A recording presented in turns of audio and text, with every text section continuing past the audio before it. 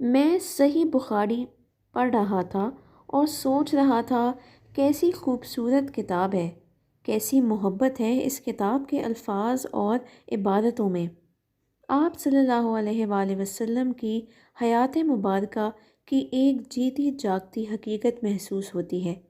آپ وہ سارا زمانہ اپنی آنکھوں سے گزرتا دیکھ لیتے ہیں، ایسا لگتا ہے آپ اسی دور میں زندہ ہیں، آپ وہیں کہیں ہیں۔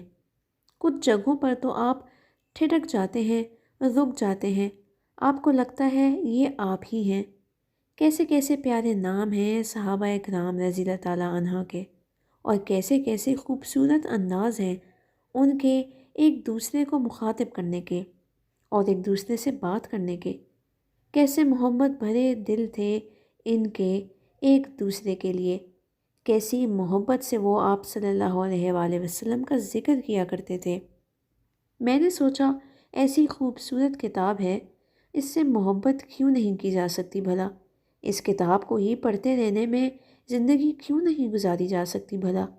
اگر کوئی بندہ سوچے کہ قرآن شریف کے ساتھ ساتھ میں نے بس اس کتاب کو پڑھنا ہے ساری زندگی، بس اسی میں سے سب کچھ ڈھونڈنا ہے، اسی کو اپنی زندگی کا لائحہ عمل بنانا ہے، یہی اسوہ حسنہ ہے، یہی سب سے اچھی تفسیر ہے، تو کیا وہ ٹھیک نہیں کرے گا؟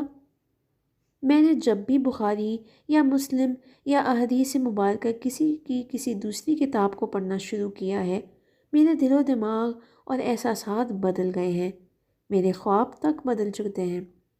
کیسی محبت بھری ہوئی ہے احادیث مبارکہ کی کتابوں میں۔